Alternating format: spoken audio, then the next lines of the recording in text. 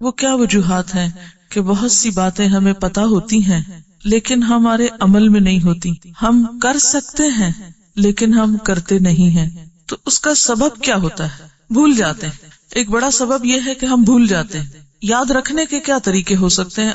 اس کے لیے ہمیں اپنی زندگی کو کچھ منظم کرنا ہوگا.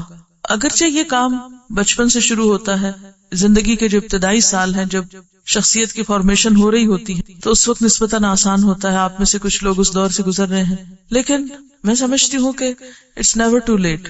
زندگی کا خواہ کوئی بھی حصہ ہو، تاخیر نہیں. کیونکہ جب نبی صلی اللہ علیہ وسلم دنیا میں تشریف لائے تو سب لوگ بچے تھوڑی تھے، سب لوگ جوان تھوڑی تھے، ہر طرح کے لوگ تھے. کسی کو 1 سال، کسی کو 2 سال، کسی کو 10 سال ایک چیز پر عمل کرنے کا موقع ملا. تو جب ہم اپنی زندگی میں ایک اچھی چیز کو جان لیتے ہیں اور اس کی ابتدا کر لیتے ہیں، وہ مشکات کی وہ حدیث تو آپ کو یاد ہوگی کہ جو شخص علم حاصل کرنے کے لیے نکلا تو صرف علم حاصل کرنے کے لیے نکلنا ہی جو ہے وہ پچھلے کیے ہوئے قصوروں کا کفارہ ہو جاتا ہے. کانا کفارۃ لما مضی، طلب علم جو ہے وہ پچھلے گناہوں کا کفارہ بھی ہے. اچھا، ان میں صرف گناہ نہیں ہے، ان میں کفارۃ لما مضی. لما مضی میں کیا؟ جو بھی ہو چکا، جو کوتاہی ہو گئی، جو کمی ہو گئی، جو عادت اتنے دن ہمیں نہیں پڑی. تو اس سے ہمیں ایک امید ملتی ہے، ایک ہوپ ملتی ہے. کیونکہ عموماً ہم جس بھی عمر کے حصے میں ہیں، مثلا میں اب جو کوئی کام نیا سیکھتی ہوں اور شروع کرتی ہوں تو تھوڑی دیر کے لیے ایک ریگریٹ ضرور ہوتی کہ اتنے سال پہلے کیوں نہیں پتا چلا، اگر اتنے سال پہلے میں یہ شروع کر لیتی تو اب تک کتنا کر چکی ہوتی. لیکن بات یہ ہے کہ اگر آج بھی پتا چلی ہے اور آج سے بھی عمل شروع کر دیا ہے تو انشاءاللہ تعالیٰ پچھلوں کا بھی کفارہ ہو جائے گا. تو اس سے پھر وہ جو ایک ندامت اور ایک مایوسی سے آنے لگتی ہے وہ نہیں رہتی. لیکن یہ اسی وقت ہو سکتا ہے کہ جب ہمارا علم ہمارے عمل میں بھی بدلے. اگر علم عمل میں نہیں بدلتا تو اس کی ہمیں زیادہ فکر ہونی چاہیے. اور اس کو بدلنے کے لیے کیا کیا طریقے ہو سکتے ہیں؟ مثلا نمازوں کی خشوع پہ بہت بات ہوتی رہی. اب یہ قرآن پاک کی کچھ مخصوص آیات آپ حفظ کر رہے ہیں. طریقہ آپ اپنے اعتبار سے کوئی بھی کر سکتے، کیونکہ ہم آپ کے لیے کوئی ایک فکس نہیں کریں گے. دین میں نئی باتیں فکس کرنا جو ہے یہ سب کو ایک چیز کا فرض کے درجے میں پابند کرنا تربیت کے لیے ایک خاص وقت تک کے لیے تو ہو سکتا ہے، لیکن مستقل طور پر کوئی بھی نیا طریقہ ایجاد نہیں کیا جا سکتا. دین کے معاملے میں اس طرح کی پابندی کسی پہ مستقل نہیں ڈالی جا سکتی. ہاں، ایک مشورہ ضرور دے سکتے ہیں جو تجربے اور مشاہدے میں کامیاب مشورہ ہے کہ مختلف نمازوں کے ساتھ مختلف چیزیں آپ باندھ لیں. یہ جو 5 نمازیں ہیں یہ 5 اوقات ہیں اور 5 نشان ہیں. ایک طرح سے دن کے مختلف حصوں میں ہمیں جگانے کے، غفلت سے نکالنے کے، اللہ کے قریب ہونے کے 5 مقامات ہیں، 5 نشانات ہیں، 5 اوقات ہیں.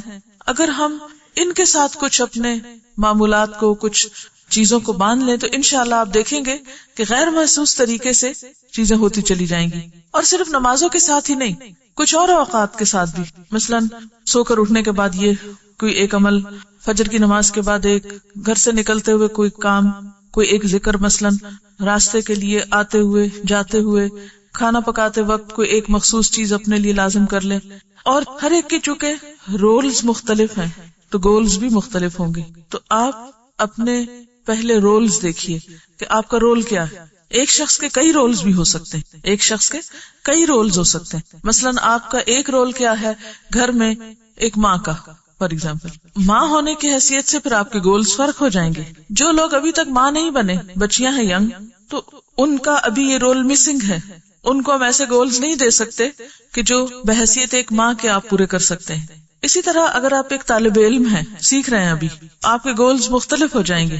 اور اگر آپ ایک استاد بن چکے ہیں، یا یہ کہ آپ مختلف جگہوں پر کلاسز لے رہے ہیں، تبلیغ شروع کر دی آپ نے، تو آپ کے جو گولز ہیں وہ فرق ہو جائیں گے. تو ہمارے کچھ گولز ایسے ہیں جو کامن ہیں.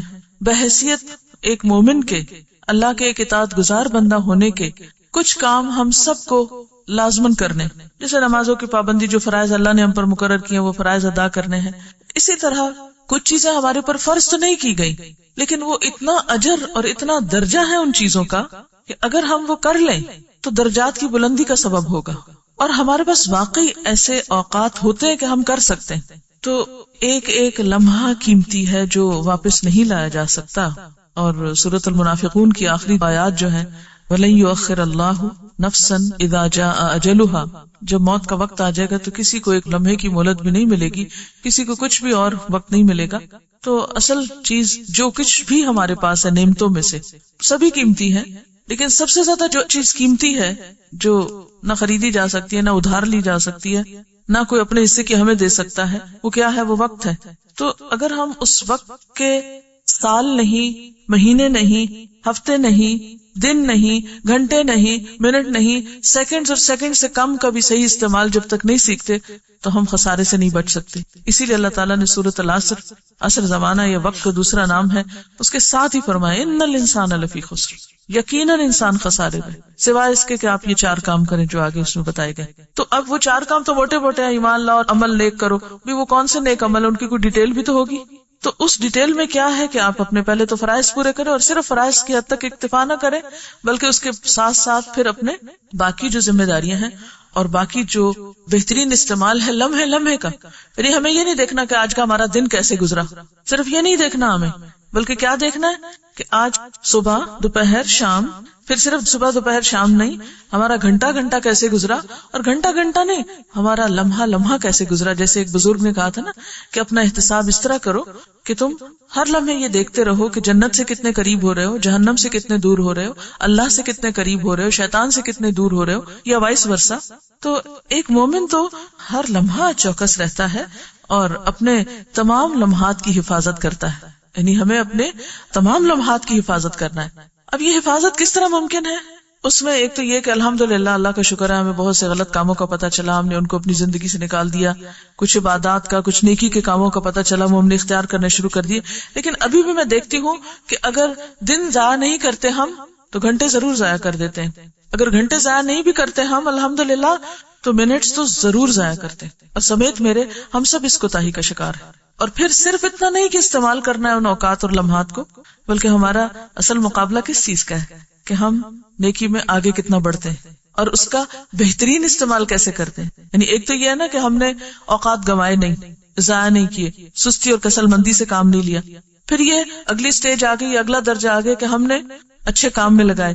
پھر صرف اتنے پہ نہیں رہنا ہمیں، بلکہ اس سے آگے بڑھ کر یہ سوچنا ہے کہ اس سے بہترین جو موجودہ ہماری انویسٹمنٹ ہے، اس سے بہترین انویسٹمنٹ کیا ہو سکتی. تو جہاں تک لمحات کی حفاظت کا تعلق ہے تو اللہ کا ذکر آپ کے ساتھ ہے ہر وقت. کچھ نہیں آپ کو اس کے لیے کرنا پڑتا. آپ آدھی نیند میں بھی ہیں تو آپ کی زبان ہل سکتی ہے، آپ اپنے دل میں اللہ کو یاد کر سکتی، کیونکہ بعضوں کا زبان تک ہلانے کی ضرورت نہیں اگر پاسبل نہیں ہے آپ کے لیے. یعنی کچھ وقت ایسے ہوتے ہیں یا کچھ جگہ ایسی ہوتی ہے کہ جہاں آپ زبان اور ہونٹ بھی نہیں ہلا سکتے، یا معیوب لگتا ہے بعض اوقات کہ آپ کسی مجلس میں بیٹھے تو آپ دل سے تو اللہ کو یاد کر سکتے ہیں نا. اور ذکر جو ہے جتنے بھی اعمال ہیں ان سب میں انسان کے درجات کی بلندی کا سبب جو وہ ذکر ہے. بلکہ یہ ایک اضافی عمل ہے نا. ایک اضافی عمل کیسے؟ جیسے نماز ہے تو نماز میں پھر ذکر، یعنی نماز فریضہ بھی ہے اور ساتھ اللہ کا ذکر بھی ہے. روزہ ہے تو روزے میں ذکر، حج ہے تو اس میں ذکر، کسی کی عادت کرنے جا رہے تو اس میں ذکر، گھر کا کام کر رہے ہیں، کھانا پکا رہے. یعنی یہ عمل ایسا ہے یہ جو ایک اضافی عمل بھی ہے اور اضافی اجر بھی ہے اس کا.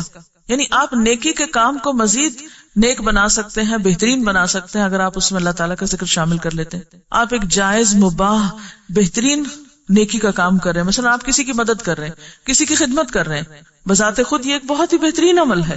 لیکن اس بہترین عمل کو مزید کیسے آپ بہترین بنا سکتے ہیں؟ مزید اس میں ذکر کر کے. آپ خاموش بیٹھنے کی بجائے چاہے آپ ایک بہت اچھا اعلیٰ درجے کا کام کر رہے ہیں لیکن ساتھ آپ ذکر جاری رکھ سکتے ہیں. ایک تو یہ ہے لمحات کی حفاظت اور ان کا بہترین استعمال. اور پھر اس کے بعد یہ ہے کہ علم حاصل کرنا ایک بڑی فضیلت کا کام ہے، لیکن جو ہمارے پاس علم ہے اس علم کو عمل میں لانا اور پھر اپنے گولز متعین کرنا، اپنے اہداف متعین کرنا اور پھر اہداف کو اوقات کے ساتھ باندھنا، یہ بے حد ضروری ہے. جو شخص بغیر کسی پلاننگ کے دن کا آغاز کر لیتا ہے، بغیر سوچے سمجھے کہ مجھے کیا کرنا ہے، بس ٹھیک ہے جو سامنے آیا کر لوں گا، تو وہ دراصل اپنے آپ کو ضائع کرتا ہے. تو ہمیں اہداف مقرر کرنے اور اہداف مقرر کرنے کے لیے پھر ہمیں اپنے رولز دیکھنے. تو آپ سب ایک تو کام آج یہ کریں کہ اپنے اپنے ذرا حیثیتوں کا تعین کریں کہ آپ کے رولز کیا کیا ہیں، آپ کی حیثیتیں کیا کیا ہیں. مثلا آپ ایک بیوی ہیں، آپ ایک ماں ہیں، آپ ایک بیٹی ہیں، آپ ایک طالب علم ہیں، آپ ایک استاد ہیں، آپ ایک سماجی کارکن ہیں، یعنی وٹ ایور جو بھی آپ ہیں، یہ کس کس حیثیت میں آپ کی ذمہ داریاں ہیں. آپ ایک خاتون خانہ ہیں تو اپنی حیثیتوں کا تعین کیجیے، ٹھیک ہے.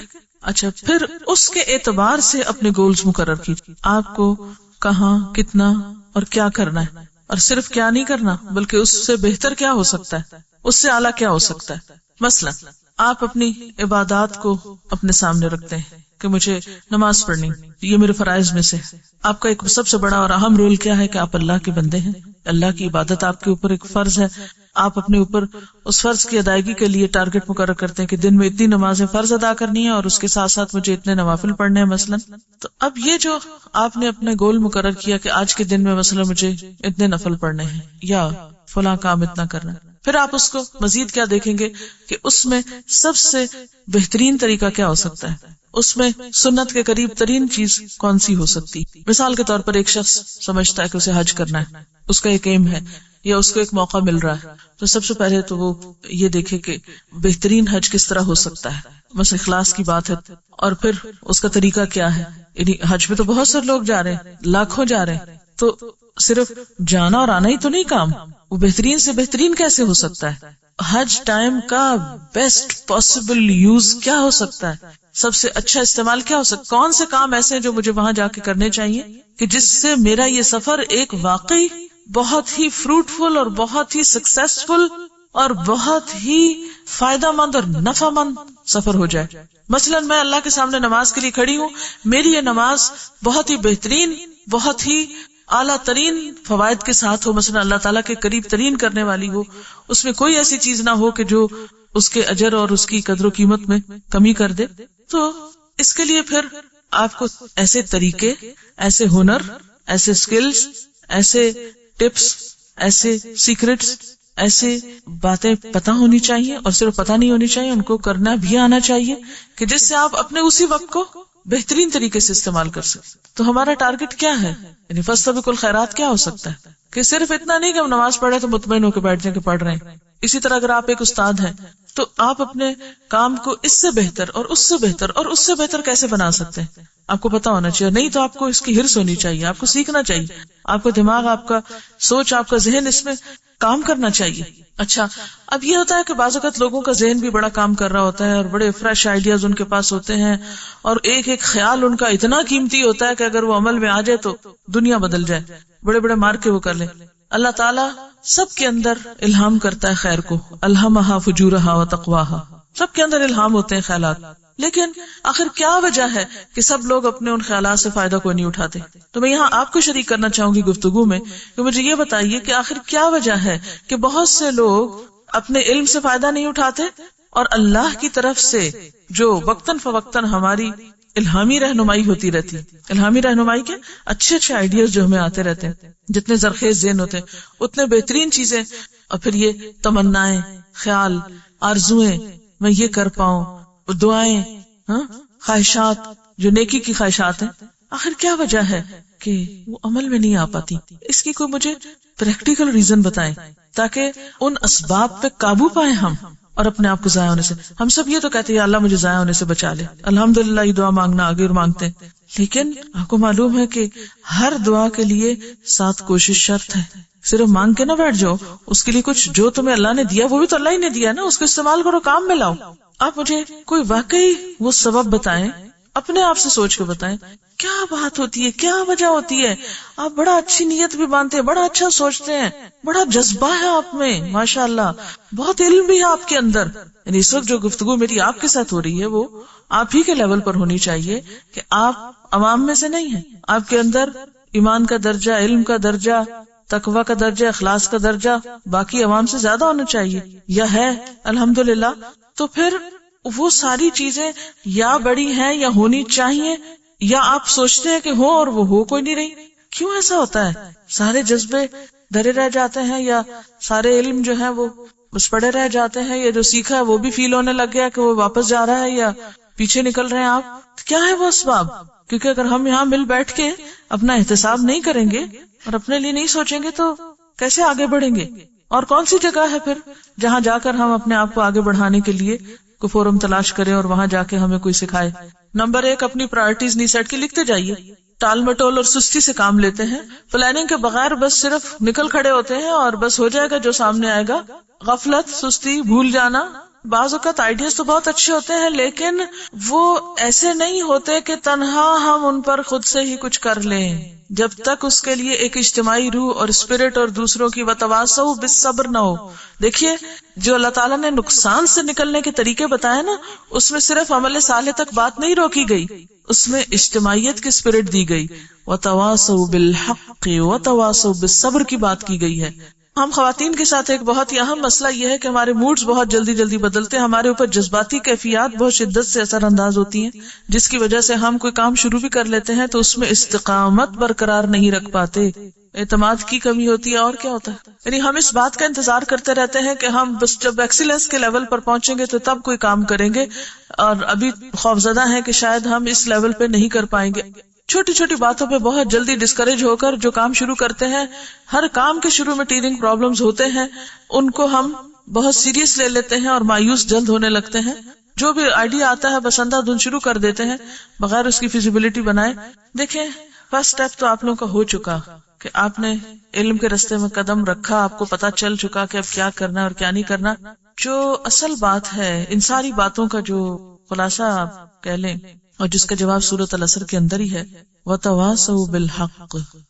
یہ جو تواسی کا عمل ہے یہ کون سا باب ہے؟ تفاعل. کیا اس کی خصوصیت ہے، کیا خوبی ہے اس کی؟ مشترک کوشش. ہماری متفرق کوششیں تو ہیں لیکن مشترک کوشش، اجتماعی روح، دوسروں کو ساتھ لے کر چلنے کی جو روح ہے وہ نہیں ہے ہمارے اندر. یعنی ہم نے اتنا اپنے اپنے طور پر کتابوں سے بھی سیکھ لیا، اپنے اپنے طور پر استادوں سے بھی سیکھ لیا، لیکن اب اس پر عمل اکیلے نہیں ہو سکتا، کیونکہ اکیلے دنیا میں آپ رہ کیسے سکتے ہیں؟ ہم جن لوگوں کے ساتھ رہتے ہیں، جن کے بیچ میں رہتے ہیں، بعض اوقات ان سے بھی اجنبی ہوتے ہیں. کیوں اللہ تعالیٰ نے سورۃ الشورى میں مشورے کو نماز اور زکوٰۃ کے بیچ میں رکھا ہے؟ یعنی ایک کام سے بھی دوسرے کی طرف جاؤ گے تو بیچ میں مشورے کی ضرورت پڑے گی، اور دو اسلام کی بنیادوں کے بیچ میں رکھا ہے، چاہے چھوٹی نیکی ہو یا بڑی نیکی ہو، چھوٹا کام ہو یا بڑا کام. اکیلے آپ گاڑی کھینچ کیسے سکتے ہیں جب تک آپ نے اپنے ساتھ والوں کے ذہن نہیں بنائے ہوئے؟ چلیے اس بات کو ایک اور دوسری طرح لیتے ہیں کہ ہمیں پھر کرنا کیا چاہیے. صرف یہ جاننا کافی نہیں کہ کیا کرنا ہے، یہ جاننا بے حد ضروری ہے کہ کیسے کرنا ہے. یہ جتنی بھی رکاوٹیں ہیں یہ اس وجہ سے ہے کہ ہمیں یہ نہیں پتا کہ کیسے کرنا ہے. جب کیسے پہ بات آئے گی تو یہ جتنے چھوٹے چھوٹے مسئلے مسائل ہیں، چاہے باہر کا کسی کا پریشر ہے کہ کوئی کرنے نہیں دیتا، تو ہمیں پتا ہونا چاہیے ہم کیسے کریں. اگر پتا ہو کہ کسی کے دباؤ سے کیسے نکلنا ہے تو آپ نکل جائیں گے. اگر پتا ہو آپ کو کہ سستی سے کیسے نکلا جاتا ہے تو نکل جائیں گے. یعنی جب تک کیسے کا جواب نہیں آپ کو آتا، کیا کا تو پتا چل رہا ہے آپ کو بہت سارا، کیسے یہ نہیں پتا چلتا. اچھا، اس کے لیے ایک تو ہمارے سامنے رول ماڈل ہے اللہ کے رسول صلی اللہ علیہ وسلم کا. یہ سارے کام وہ کیسے کرتے تھے، تو سنت کے صرف سرسری نہیں گہرے مطالعے کی ضرورت ہے.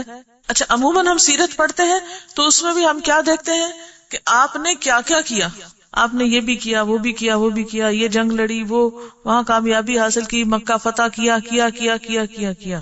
ہمارا سارا علم کیا کے گرد گھومتا ہے. سنت اور سیرت کا بھی ہم جو بھی احادیث پڑھتے ہیں، جو ابھی آپ کا اسوہ حسنہ پڑھتا ہے، اس میں صرف یہ دیکھتے ہیں کہ آپ نے کیا کیا. اس پہ ہماری توجہ کم ہوتی ہے کہ کیسے کیا، طریقہ کار کیا تھا. حالانکہ اللہ کے رسول صلی اللہ علیہ وسلم نے جو کچھ ہمیں دیا وہ حکمت سکھائی ہے. یعلمہم الکتاب والحکمہ. ہم نے کتاب تو سیکھ لی لیکن حکمت نہیں سیکھی. ٹھیک ہے نا. اور حکمت دراصل کیا ہے؟ صرف آپ صلی اللہ علیہ وسلم کے وہ ورڈز نہیں ہیں بولے ہوئے جن کو آپ حدیث کا ترجمہ کر کے کہ حکمت کا معنی یہاں امام شافعی نے حدیث کیا ہے. ٹھیک ہے، مراد یہی ہے. یہ حکمت آپ صلی اللہ علیہ وسلم ہی سے متعلق ہے. یہ حکمت ہی تو کیسے بتاتی ہے، یعنی آپ کی ذات یا آپ کی سنت سے ہی تو ہمیں کیسے پتا چلتا ہے. اچھا، جتنے بھی کام آپ دیکھتے ہیں دین میں، جب تک آپ نبی صلی اللہ علیہ وسلم کی زندگی میں یہ نہیں دیکھتے کہ یہ سب ان کے لیے پاسبل کیسے تھا. کبھی آپ نے غور نہیں کیا کہ اتنی مصروف زندگی تو شاید ہی کسی اور انسان کی، اتنی خطروں میں تو کسی اور انسان کی زندگی دیکھنے کو نہیں ملتی. اتنے معاشی حالات کی انتہا درجے کی مشقت. میرا خیال ہے کہ آج ہم میں سے ہر ایک کے پاس انڈیویجولی اور اجتماعی طور پر آپ سے زیادہ وسائل ہیں.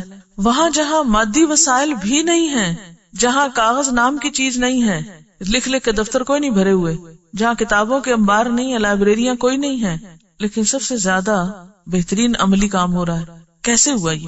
اس پر غور کرنے اور ان وجوہات اور ان چیزوں اور ان بنیادوں کو تلاش کرنے کی بے حد ضرورت ہے. جب تک وہ نہیں ہمیں ملتی یا ان کو نہیں ہم پہچانتے، ہم صرف کتابیں پڑھ کے یا کچھ کورس کر کے ایک اچھے مسلمان نہیں بن سکتے یا اپنا مقصد وجود پورا نہیں کر سکتے.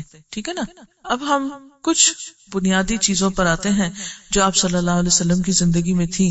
اس میں آپ دیکھیے کہ پھر ہم ان ٹرمز میں بات نہیں کریں گے جس عموماً ہم صداقت، دیانت، شجاعت، امانت یہ لفظ بڑے بڑے بول کے اور پھر بیٹھ جاتے ہیں. تو ہمیں بڑے بڑے فلسفے نہیں بولنے، اب وہ حکمت کی چھوٹی چھوٹی باتوں کو سامنے رکھنا ہے. آپ کا دن کیسے گزرتا تھا، آپ کا مہینہ کیسے گزرتا تھا، آپ کا سال کیسے گزرتا تھا، آپ کے ہفتے کیسے گزرتے تھے، آپ کی ٹائم مینجمنٹ کیا تھی. یعنی ایک وہ انسان کہ جس کے اوپر دنیا بھر کی ذمہ داری ہے، وہ صرف فرائض ہی ادا نہیں کر رہا، نوافل بھی پڑھ رہا ہے. وہ صرف فرض روزے نہیں رکھتا، وہ نوافل کا بھی اہتمام کرتا ہے. وہ صرف قرآن کی تلاوت ہی نہیں کرتا، وہ سارے اذکار کا اہتمام کرتا ہے جو بعد میں لکھے گئے تو پوری پوری کتابیں بن گئی. تو کیسے کیا انہوں نے یہ سب؟ نبی صلی اللہ علیہ وسلم کے جتنے رولز تھے، اگر ان سب کی لسٹ بنائے تو آج کی دنیا کے ہر انسان سے بڑی لسٹ ہے. یعنی ایک نبوت کا رول جو ہے نبی ہونے کا، اس میں کامیابی کو دیکھیں. ایک جرنیل ہیں تو، ایک جج ہیں تو، ایک سربراہ مملکت ہیں تو، ایک باپ ہیں تو، ایک شوہر ہیں تو، کس کس رول کی بات کریں گے؟ ہر رول میں سکسیسفل ہے. اور آج ہمارا حال یہ کہ جب ایک رول ادا کرنے لگتے تو دوسرا لازمی متاثر ہو جاتا. تو جو آپ صلی اللہ علیہ وسلم کی زندگی میں بہت زیادہ چیز نظر آتی ہے وہ اوقات کی پابندی اور تنظیم ہے کاموں کی. اور پھر کل آمنت باللہ ثم استقم، جو کہا وہ کر بھی لیا.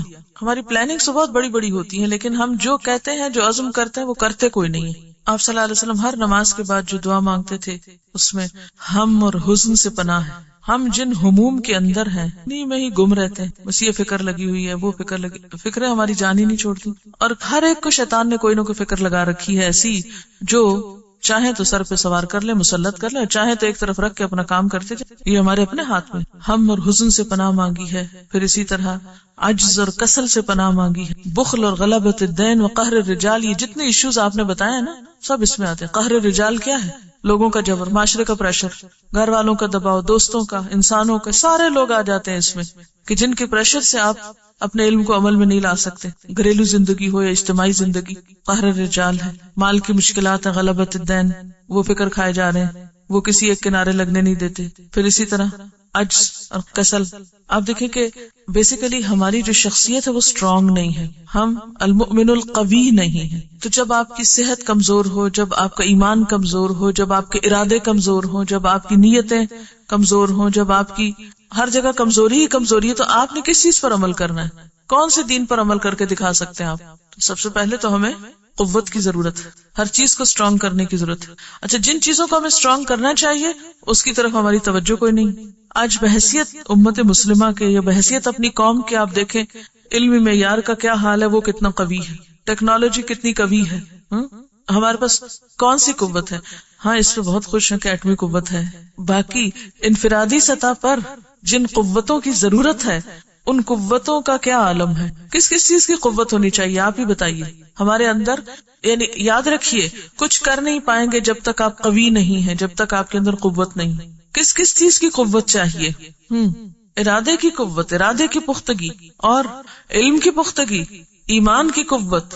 اپنے نفس کے خلاف جتنی بھی چیزیں جاتی ہیں ان سب پر اپنے آپ کو تھام رکھنے کی، یعنی اپنے آپ کو روک لینے کی قوت، اپنے نفس کی باغیں کھینچنے کی قوت. لیکن ایک سرکش گھوڑا ہوتا ہے نا، نفس کو کیا کہا گیا ہے کہ وہ کیا ہے؟ دراصل سرکش گھوڑے کی طرح ہے. تو اس کی باغیں کس کے پاس ہے؟ ہمارے اپنے پاس ہے. اس کو کھینچنا جو ہے کہ اپنے آپ کو ایک حد پہ روک لینا، یعنی حدوں پہ روکنا. وہ حدیں خواہ دین نے مقرر کی ہو، خواہ عقل سلیم نے متعین کی ہو، یا پھر وہ ایک فطرت سلیم کی طرف سے ہو، ان حدوں میں اپنے آپ کو روک لینا. جب تک یہ قوت نہیں ہے اپنے پاس کچھ نہیں کر سکیں گے. آپ کے اپنے اندر ایک قوت ہوگی جس کی بنا پر آپ صبر کر سکیں، عبادت پہ جمے رہ سکیں، جو بھی نیکی کا ارادہ کریں اس پر آپ قائم رہیں.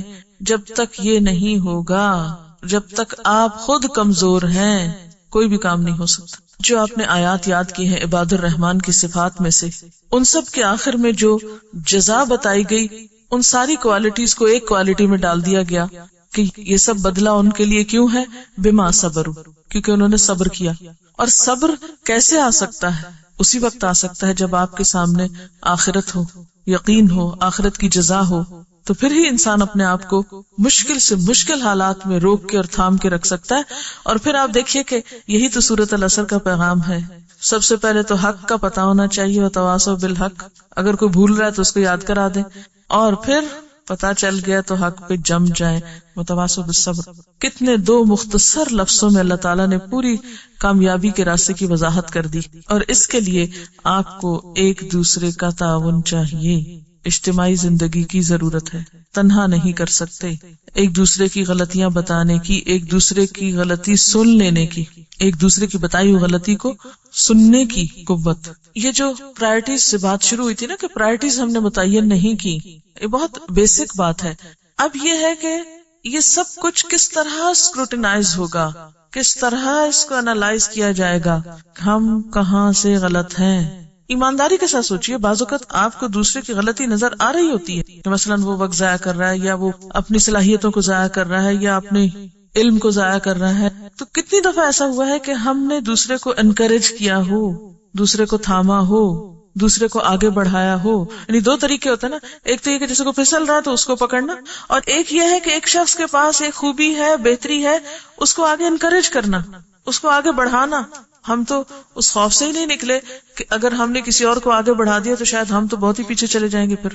اچھا، اب آپ دیکھیں کہ نبی صلی اللہ علیہ وسلم ہی کی زندگی میں ہم پلٹ کے دیکھتے ہیں کہ آپ کے طویل سجدے کب ہوتے تھے؟ رات کو تنہائی میں، آپ کے اپنے ٹائم میں، اس ٹائم میں نہیں جب لوگوں کے آنے کا وقت ہوتا تھا. آپ کے قرآن کی تلاوت کس میں ہوتی تھی؟ آپ کیا ہماری طرح یہ اس طرح لے کے سامنے بیٹھتے تھے اور ہل ہل کے پڑھتے تھے؟ یہ تلاوت ہوتی تھی آپ کی. کس وقت تلاوت ہوتی تھی اور کیسے ہوتی تھی اور کہاں ہوتی تھی تلاوت؟ تلاوت کس کو کہتے ہیں؟ تہجد کے وقت میں، نماز کے اندر. ہم میں سے وہ اس چیز کا اہتمام کتنے اور کب اور کیسے کرتے ہیں؟ نہیں. اب جب ہم نے فجر سورج نکلنے سے پہلے ہی تلاوت ختم کر لی تو دن میں کیوں کوئی آ کے ڈسٹرب کرے گا ہمیں؟ وہ وقت ہی نہیں ہے. دیکھیں، دن کا وقت جو ہے وہ لوگوں کا وقت ہے، کام کا وقت ہے، عمل کا وقت ہے. اس وقت آپ قرآن لے کر ہی کیوں بیٹھے؟ ہاں، اس صورت میں آپ کے لیے حلال ہے پھر لے کر بیٹھنا عام وقت میں، جب آپ ایک طالب علم ہیں. جب آپ ایک طالب علم ہیں تو سب کو پتا ہے کہ آپ طالب علم ہیں، آپ کا ٹیسٹ ہو سکتا ہے، آپ کو سبق سنانا ہو سکتا ہے، آپ کا یہ کام ہے، آپ پڑھ رہے ہیں، وہ سب کو پتا ہے، انڈرسٹوڈ ہے، دوسروں کو بھی پتا ہے. یا آپ ایک پڑھانے والے ہیں تو اس وقت بھی لوگ کہ ابھی اس کے اسکول جانے کا وقت ہے. آپ اپنے اوقات کی تنظیم اس طرح کریں کہ جیسے وہ حدیث آئی تھی نا کہ عقل مند شخص کے لیے لازم ہے کہ اس پر کچھ گھڑیاں گزریں یا اس کی کچھ گھڑیاں ان کاموں میں گزریں، ایسی گھڑی جب کہ وہ اپنے رب سے باتیں کرے. اب ایسا تو نہیں کہ آپ مثلا کلاس میں بیٹھے ہوئے اور کلاس سے دماغ آف کر کے تو آپ اپنے رب سے باتیں شروع کر دیں. یہ وقت اس کام کے لیے تو نہیں ہے، اس کا وقت تو الگ مقرر ہونا چاہیے، اور جو چیز جس وقت کے لیے مقرر ہے اس وقت میں کریں. دوسرا، ساعۃ یحاسب فیہا نفسہ، ایسی گھڑی جب کہ وہ اپنی ذات کا محاسبہ کرے. کیا یہ ہم کرتے؟ اور کون سا وقت آپ نے مقرر کر رکھا ہے؟ کوئی وقت تو ہونا چاہیے نا. ہماری ٹائم مینجمنٹ اور ہمارے اعمال کی جو تنظیم ہے وہ درست ہی کوئی نہیں ہے. نہ ہم نے وقت مقرر کر رکھا ہے اپنے رب سے باتیں کرنے کا، نہ وقت مقرر کر رکھا ہے ذات کے محاسبے کا. اپنے دن کے ڈیلی ٹائم ٹیبل میں دیکھیں کون سی جگہ ہے جہاں آپ یہ کام کرتے ہیں. کوئی اسکیجول ہے آپ کا، کوئی چارٹ بنایا ہوا آپ نے، کوئی آپ نے کہیں کھانے کھینچے ہوئے ہیں کہ یہ میرا کام آج کا تھا، میں نے کر لیا. نبی صلی اللہ علیہ وسلم کے زمانے میں نہ کمپیوٹر سے، نہ کتابیں تھی، نہ کاپیاں تھی، نہ بہت زیادہ لکھنے پڑھنے کا کام تھا، لیکن اوقات متعین تھے. اور دین اسلام اتنا نیچرل فطری دین ہے کہ نمازوں کے اوقات متعین کر کے بہت سے کاموں کو اپنی اپنی جگہ کر دیا. نماز ایک ٹائم ٹیبل بھی تو زندگی کا دیتی ہے آپ کو، ایک نیچرل ٹائم ٹیبل ہے آپ کا کہ آپ نے کیا کیا کام کرنے اور کس کس وقت کرنے. ان نمازوں کے ساتھ آپ آگے اور پیچھے باندھے. جب گھڑیاں نہیں تھی، جب گھنٹوں کے حساب نہیں ہو سکتے تھے، تو صحابہ کرام کیا کرتے تھے؟ نمازوں کے ساتھ انہوں نے اپنے ٹائم ٹیبل بنا رکھے تھے کہ کون سا کام کس وقت کرنا ہے. ایسی گھڑی جب کہ وہ خدا کی تخلیق میں غور کر رہا ہو، اس کے لیے کون سا ٹائم آپ نے مقرر کیا ہوا ہے؟ نبی صلی اللہ علیہ وسلم جب تہجد کے لیے اٹھتے تو وضو سے پہلے ٹائم ٹیبل میں پہلا کام یہ تھا، ان فی خلق السماوات والارض واختلاف اللیل والنہار لآیات لأولی الالباب الذین یذکرون اللہ قیاما وقعودا وعلی جنوبہم ویتفکرون فی خلق السماوات والارض ربنا ما خلقت ھذا باطلا. وہ وقت ہوتا ہے غور و فکر کا جب آپ کا اصل نکل کے سامنے آتا ہے. اور اگر آپ اٹھے ہی دن کے 10 بجے تو آپ نے تو وہ گھڑی ضائع کر دی، آپ نے تو وہ ٹائم کیا، یعنی وہ ایک ٹائم ٹیبل ہے نا. ایک نیچرل ٹائم ٹیبل ہے، وہ آپ نے اپنا سسٹم ہی خراب کر دیا. اور پھر دن کا کوئی اور وقت ہو سکتا ہے، سورج نکلنے کا وقت ہو سکتا ہے، غروب آفتاب کا وقت ہو سکتا ہے، یعنی کوئی بھی وقت ہو سکتا ہے، لیکن بہترین وقت وہ ہے جو آپ کی مکمل تنہائی کا اور یکسوئی کا وقت ہے. غور و فکر صرف اس وقت میں ہو سکتا ہے، اور یہ نہیں کہ آپ گھنٹوں بیکار بیٹھے رہے اور آپ کہیں کہ جی وہ میں ذرا غور و فکر کر رہا ہوں. یہ مقصود نہیں ہے اس میں. وہ کیا ہے غور و فکر اصل میں؟ کہ لمحے بھر کے لیے اللہ کی کسی بھی تخلیق کے ذریعے اس تک بہت قریب ہو کے پہنچنا، یعنی اس کا بہت شدید قرب محسوس کرنا اس کی کسی چھوٹی سی بھی نعمت کے ذریعے. اور یہ لمحات آتے ہیں اگر آپ کو کچھ لمحے بھی مکمل یکسوئی کے نصیب ہوں. ایسی گھڑی جب کہ وہ اپنے کھانے پینے کی ضرورتوں کے لیے وقت نکالے. اب اگر سارے کھانے پینے کے انتظار میں بیٹھے ہوئے اور آپ اپنے ذہن میں کتابیں لے کے کھڑے ہیں اور اس وقت آپ کا موڈ آف ہے کہ یہ کیا ہو رہا ہے، یہ کھانا پینا کیوں چل رہا ہے، یا یہ ہونا نہیں چاہیے، وٹ ایور، اور آپ اپنی کتابوں ہی کے پیچھے بھاگ دوڑ کر رہے ہیں. ہماری سب سے بڑی مشکل یہ ہے کہ ہم جس کام میں ہوتے ہیں اس میں نہیں ہوتے مینٹلی، اور نہ اس کے لیے یکسو ہوتے ہیں. ایک وقت میں دوسری چیز کا فکر اپنے اوپر لادے ہوئے ہوتے ہیں. اب ہم پھر آتے ہیں ایک بہت ہی پریکٹیکل اس چیز پر کہ سب سے پہلے آپ نے کیا کرنا ہے، اپنے رولز لکھیے. مثلاً 2 ہیں، 3 ہیں، 4 ہیں، 2-3 بڑے بڑے ہی لکھ لیجئے. مثلاً آپ ماں ہیں، بیٹی ہیں، طالب علم ہیں، ٹیچر ہیں، بیوی ہیں، خاتون خانہ ہے، مثلاً 4-5 آپ لکھ لیجئے، یا کچھ اور آپ کی کوئی مصروفیت آپ نے سوچی ہوئی. اور پھر ان رولز میں آپ کے گولز کیا ہیں. مثلاً اگر آپ ایک خاتون خانہ ہیں تو آپ کی ذمہ داریاں کیا، آپ کو کیا کیا لازمی کرنا پڑتا ہے، کیونکہ ہر ایک کے فرق ہے نا. کچھ لوگوں پہ زیادہ ذمہ داری، کچھ پہ کم ہے. کیا کیا آپ کے ضروری کام ہے جو آپ کو کرنے ہیں. پھر یہ کہ ان کو کیسے کرنا ہے، کپڑے کس وقت دھونے ہیں، کھانا کس وقت پکانا ہے، کیا کیا کرنا ہے، اس میں بہترین طریقہ کیا ہے. اسی طرح اگر آپ ایک استاد ہیں تو آپ کو کیا کیا پڑھانا ہے، کون سا سبجیکٹ آپ کو پڑھانا ہے، اس کے لیے آپ کو کس کس چیز کا علم ہونے کی ضرورت ہے، اس کو آپ مزید بہتر کیسے بنا سکتے ہیں، اس میں آپ مزید کامیاب کیسے. پھر اسی طرح ایک بیوی کی حیثیت سے، ایک بیٹی کی حیثیت سے، ماں کی حیثیت سے کیا کیا ذمہ داریاں ہیں آپ پر. امت مسلمہ کے ایک فرد کی حیثیت سے کیا ذمہ داری ہے آپ پر، اور پھر ان کو ادا کرنے کے لیے آپ نے کون سا وقت مقرر کر رکھا ہے. یعنی سب سے پہلے تو اپنے رولز لکھیے، پھر گولز لکھیے، پھر اوقات لکھیے. اوقات لکھیے کہ کس کام کے لیے کون سا وقت آپ نے مقرر کیا ہے. مثلاً آپ اللہ کی ایک بندی ہیں، آپ کو نماز فرض کی گئی اور کہا گیا قد افلح المؤمنون الذین هم فی صلاتهم خاشعون. یہ آپ کا گول ہے ایک کہ مجھے خشوع والی نماز پڑھنی. کیا کیا طریقے ہوں. آپ نے تلاوت کرنی ہے اور آپ چاہتے ہیں کہ آپ قرآن میں تدبر اور غور و فکر کریں، یہ آپ کا ایم ہے. قرآن کے طالب علم یا استاد ہونے کی حیثیت سے یا امت مسلمہ کے فرد ہونے کی حیثیت سے آپ نے اس کے لیے کیا متعین کیا ہے، کون سا وقت مقرر کیا، کون سا طریقہ مقرر کیا. تو آپ پرائرٹیز سیٹ کریں، یعنی گولز متعین کریں، ٹائم ٹیبل سیٹ کریں، اور پھر ان سب کاموں کو زیادہ بہترین طریقے سے ادا کرنے کے لیے مزید کیا کرنا چاہیے. نہیں صرف اتنا نہیں کہ جو آپ کر رہے ہیں اسی کو آپ آرگنائز کر کے مطمئن ہو جائیں کہ میں یہ اور یہ کرتی ہوں اور اس کے لیے میں نے یہ اور یہ وقت مقرر کر لیا اور میں اس پر راضی خوش ہوں، بس اتنا کافی نہ ہوگا. ٹھیک ہے، یہ آپ کریں اور کچھ چارٹس یا کچھ اسکیچز اس طرح کے ڈیولپ کریں اور پھر اپنا سیلف ایویلویشن کریں کہ یہ سب کچھ بحیثیت ماں کے یہ کچھ کرنا چاہیے تھا، آپ کو کیا یا نہیں کیا. بہت عرصے تک اسی طرح کے انالیسز میں کرتی رہی ہوں کہ اپنے ٹارگٹس مقرر کیے، اتنا قرآن پڑھنا ہے اس مہینے میں، یعنی سمجھ کے یا غور و فکر سے یا تفسیر فلاں پڑھنی، اس کو متعین کیا. پھر اس کے لیے ہر روز کتنا پڑھنا ہے، ہر روز کتنا ٹائم مقرر کرنا اور کون سے ٹائم پہ پڑھنا ہے، وہ مقرر کر کے پھر ہر روز وہ ٹک مارک کرتی تھی کہ کیا ہے یا نہیں کیا. اور اگر کہیں کسی وجہ سے نہیں ہوا تو پھر اس کو نیچے لکھتی کہ یہ سبب بنا، اور پھر آئندہ یہ سوچتی کہ اس سبب کے ازالے کا کیا طریقہ ہے. اور الحمدللہ اس سے کیا فائدہ ہوا کہ وہ جو زندگی کا ایک وقت تھا جب انسان کی ایک سوچ ڈیولپ ہو رہی ہوتی ہے یا ایک زرخیز ذہن ہوتا ہے نا، آہستہ آہستہ جب ذمہ داریاں بہت بڑھنے لگتی ہیں تو پھر ذہن کی زرخیزی میں بھی اثر پڑتا ہے. تو انشاءاللہ تعالی اس طریقے پر کچھ چیزیں آپ بھی ڈیزائن کریں، مشورے دیں، ہم بھی کرتے ہیں، اور پھر آپ سے آپ کے فائدے کی خاطر یہ توقع کریں گے کہ آپ اپنا حساب احتساب کرنا خود شروع کریں. یہ نہیں کہ ایک دفعہ ایک کام شروع کیا، چند دن کے بعد دیکھا وہ تو ہوا ہی نہیں، وہ تو میں بھول ہی گئی. خصوصاً ہم عورتوں کے ساتھ جو مجبوری ہے نا کہ جب نماز چھوٹتی ہے، کیونکہ نماز تو پلر ہے نا دین کا، وہ پلر کے ساتھ بندھے ہوئے ہوتے ہیں، ہم جو ہی اس سے ڈھیلے پڑتے ہیں ایسے گم ہوتے ہیں، ایسے بھٹکتے ہیں، پھر بہت سی معمولات جو ہیں وہ متاثر ہو جاتے ہیں. اللہ تعالیٰ نے ہمیں حق دیا نا، لنفسک علیک حق کا، تمہارے نفس کا تم پر حق ہے. نفس کا حق کیا ہے کہ جیسے میں نے آپ کو پہلے بتایا تھا کہ 4 چیزوں کے تقاضے پورے کرنا، جسم کے، عقل کے، روح کے اور جذبات کے، تب جا کے شخصیت میں بیلنس آئے گا. تو لنفسک علیک حق، کھانے پینے کا وقت ہے. پھر اسی طرح عقلی نشو و نما کے لیے پڑھنے کی ضرورت ہے. پھر اسی طرح روحانی اپنی عبادات کی، نمازوں میں یکسوئی کی اور خشوع کی ضرورت ہے. پھر اسی طرح جو جذبات ہیں ہمارے، ان کی تسکین کے لیے جو بھی اللہ نے طریقے رکھے ہیں ان کی، جیسے ہماری اولاد ہے، ہمارے بہن بھائی ہیں، رشتہ دار ہیں، دوست ہیں، یہ سارے کیا ہیں؟ دراصل ہماری جذباتی تسکین کے سامان ہیں.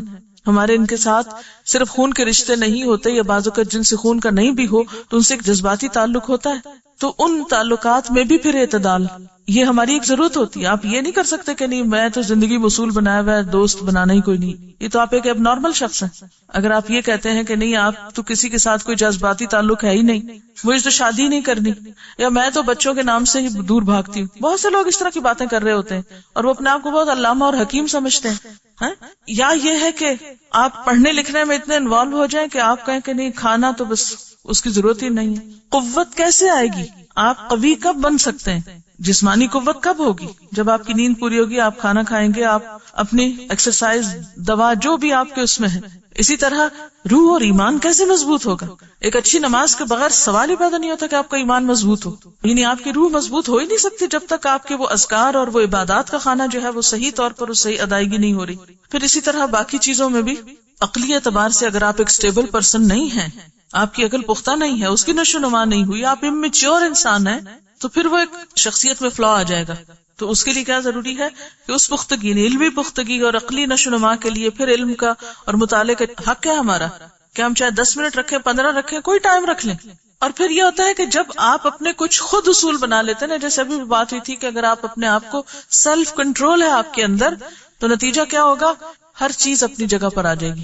جب ہم میں سیلف کنٹرول نہیں ہوتا نا، ہم بات بات پہ آؤٹ آف کنٹرول ہو جاتے ہیں، تو دوسرے بھی ہماری کمزوری جان لیتے ہیں اور پھر اس کے مطابق ہم ان کے دباؤ میں آ جاتے ہیں بہت سی چیز. تو انشاءاللہ تعالی جب یہ ساری چیزیں اپنے موقع پر آئیں گی، اب بہت سی عورتیں جو دین کی طرف آتی ہیں ان کے شوہروں کو ان سے شکایت ہو جاتی، ان کے ساتھ ان کے تعلقات متاثر ہو جاتے ہیں، وہ ان سے دور بھاگنا شروع کر دیتی اور وہ سمجھتی کہ ہم تو شاید زیادہ نیکی اور زیادہ تقویٰ کا طریقہ اختیار کر رہے ہیں. تو اس گوشے کو بھی اگنور نہیں کیا جا سکتا. تو ان سب چیزوں کا ٹائم ٹیبل کیا ہے آپ کے پاس؟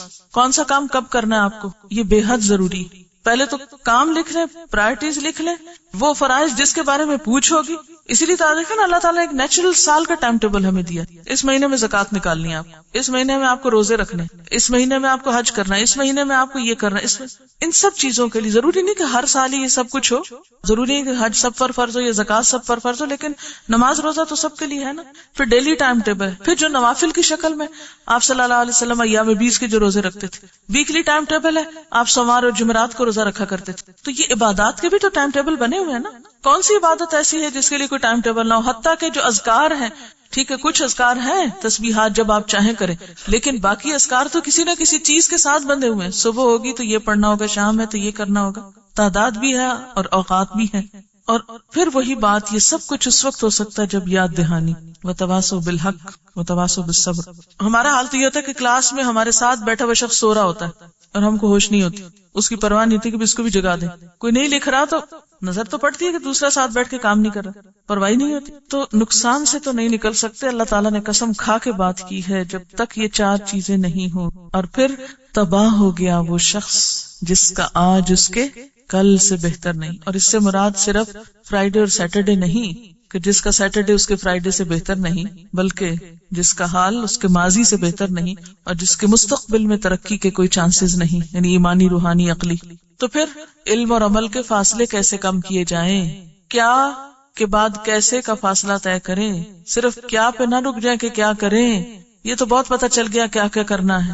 یہ جاننا بے حد ضروری ہے کہ کیسے کریں، کیسے یاد دہانی کے طریقے کیا ہوں، کیا خاص پلانرز ہوں، ڈائریاں ہوں، یادداشتیں ہوں، انسان ہوں. چیک کون کرے گا ہم کو؟ تو سب سے پہلے ہم خود کو خود چیک کرنے والے بنے. پھر اپنے دوستوں کو اجازت دیں کہ وہ ہمیں چیک کر سکیں. اپنے ماں باپ کو اجازت دیں کہ وہ ہمیں ہماری غلطی بتا سکیں. جب تک آڈٹ نہیں ہوگا، حساب درست نہیں ہوں گے، درست رکھیں گے ہی نہیں. جن کمپنیز کا آڈٹ ہونا ہے ان سے پوچھیں کہ وہ کتنی ایکیوریسی اختیار کرتے ہیں حساب کتاب رکھنے میں، ان کی جان پہ بنی ہوئی ہوتی ہے. ہمیں پتا ہوتا ہے ہمیں کس نے پوچھا، کون پوچھے گا ہم سے، ہے کوئی پوچھے ہم سے؟ ابھی دنیا میں تو شاید کوئی نہ پوچھ سکے، لیکن پوچھ تو ہے نا. یہی آڈٹ جو ہے وہ ہمارے لیے سر پہ لٹکتی ہوئی تلوار ہے کہ ان اوقات کا حساب ہوگا. کیسے کریں میں لازماً کسی کو شامل کرنا پڑتا ہے. کیسے ایک سوال ہے نا جس کا جواب آپ صرف خود نہیں دے سکتے، صرف ہماری عقل کامل نہیں ہوتی، ہمیں لازماً ضرورت ہوتی ہے کہ ہم کسی دوسرے سے کنسلٹ کریں. جو ہی ہم کسی دوسرے سے بات شروع کرتے ہیں تو پھر اختلاف رائے جو ہے وہ لازم ہے. اس اختلاف رائے میں سیلف کنٹرول بے حد ضروری ہے. اور آپ دیکھیں صحابہ کرام کی زندگی اس معاملے میں خوبصورت زندگی ہے، بہترین نمونہ ہے. حضرت ابو بکر اور حضرت عمر رضی اللہ تعالیٰ عنہ کے درمیان باہم بے حد محبت تھی. ہر جگہ کٹھے نظر آتے ہیں، مرنے کے بعد بھی کٹھے ہیں، جو کہ بہت کم کسی دوست کو نصیب ہو سکتا ہے نا. اور اتنی امت کی دعائیں لیتے ہیں، جن جو جاتا ہے حج کرنے، عمرہ کرنے اور مسجد نبوی کی زیارت کرنے، جب نبی صلی اللہ علیہ وسلم کو سلام بھیجا جاتا ہے تو لازماً ان دونوں کو ہی بھیجا جاتا ہے. لیکن دنیا میں آپ دیکھیں کتنے امور پر اختلاف ہے ان کے درمیان، مگر وہ اختلاف کبھی گرج کا سبب نہیں بنا، کبھی بغض اور شحناء کا سبب نہیں بنا. جمع قرآن کا موقع آپ دیکھ، جمع تدوین قرآن کا جب موقع آیا تھا تو حضرت عمر نے جب خواہش ظاہر کی تو حضرت ابو بکر راضی ہو کے نہیں دیتے تھے، لیکن بالآخر حضرت ابو بکر کو کنونس کر لیا. اس کے بعد آپ دیکھیں مانعین زکوٰۃ کے خلاف جہاد کا جب موقع تھا، حضرت عمر راضی نہیں تھے، اختلاف کر رہے ہیں، لیکن حضرت ابوبکر صدیق نے دلائل لا کر ان کو کنونس کر لیا. تو جہاں آپ اکٹھے کام کریں گے، جہاں آپ ایک دوسرے سے شیئر کریں گے، اختلاف ہو جائے گا. ایسے میں پھر سیلف کنٹرول اور پھر وسعت رکھنا اور ایکسپٹ کر لینا اور دوسروں کے ساتھ ان کی تکلیفوں کے باوجود چلتے رہنا، یہ انسان کو کامیابی کی طرف لے جاتا ہے. اور اگر اپنے آپ کو آپ عقل کل سمجھ لیں اور بغیر دلیل کے آپ تعصب برتے اور شدت پسندی اور ایکسٹریمسٹ بن جائے، وہ ترقی کا عمل رک جائے گا.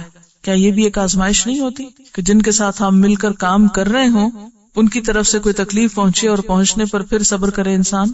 ایک تکلیف وہ ہوتی ہے جو دشمنوں کی طرف سے آتی ہے انسان کو، ایک تکلیف وہ ہوتی ہے جو دوستوں کی طرف سے آتی ہے. احسب الناس ان يتركوا ان يقولوا آمنا وهم لا يفتنون.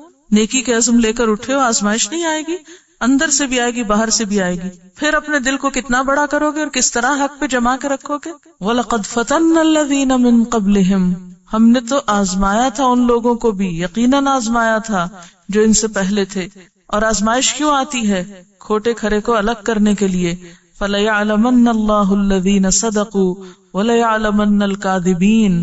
اللہ کو تو دیکھنا ہے کہ اپنے مشن میں کون کمٹمنٹ رکھتا ہے، کون سچا ہے، سچے دعوے کرتا ہے، اور کون جھوٹا ہے جو لوگوں کی طرف سے آنے والی آزمائش کو اللہ کا عذاب سمجھ لیتا ہے. جعل فتنة الناس كعذاب اللہ، اور نیکی کے راستے سے پیچھے ہٹ جاتا ہے. تو ایک ہوم ورک یہ ہے کہ آپ سورۃ الفرقان کی آخری آیات کو آئندہ ہفتے میں کسی ایک نماز میں ضرور باندھ لیں. ہر ایک اپنی اپنی کوئی نماز کا حصہ کر لیں. مثلا میں نے اپنے لیے کیا رکھا ہوا ہے کہ جیسے شام کے وقت ایک رکعت میں جیسے آمن الرسول پڑھ لیتی ہوں تو دوسری میں هو اللہ الذی لا الہ الا هو. جیسے دن کا آغاز ہوتا ہے تو فجر کی نماز تھوڑی طویل بھی ہوتی تو البقرہ سے شروع کر لیتی جہاں تک یاد ہے. بہت سے لوگ شروع میں اچھی خاصی یاد کر لیتے ہیں جب نیا قرآن پاک شروع ہوتا ہے تو اس کو جہاں تک آپ یاد کر سکیں، جہاں تک دن کا آغاز ہو رہا ہے تو سورۃ البقرہ کے شروع سے ہی آپ طویل پڑھ سکتے ہیں. اسی طرح تہجد کی نماز میں آپ ان فی خلق السماوات اگر باہر نہیں پڑھ سکتے تو نماز کے اندر اس کو شامل کر لیجیے، اور اس کے علاوہ جو بھی آپ کو طویل چیزیں یاد ہو.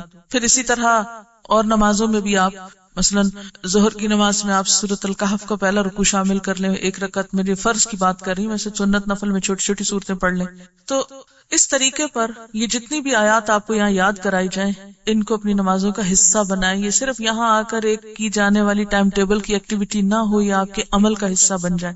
اور خوش قسمت ہیں وہ جن کو اللہ توفیق دے دے اور وہ اس کو عمل میں لے آئیں، کیونکہ قرآن کی بہترین تلاوت وہ ہے جو نماز کے اندر ہوتی. جتنا آپ کو یاد ہو سکے اتنا یاد کر کے جتنا آپ نمازوں میں پڑھ سکے اتنا آپ اس میں پڑھ لیں. نمازیں پڑھنے سے پختگی آ جاتی ہے، وہ بار بار دہرائی جائے گی نا، آٹومیٹکلی روز دہرائی ہو جائے گی.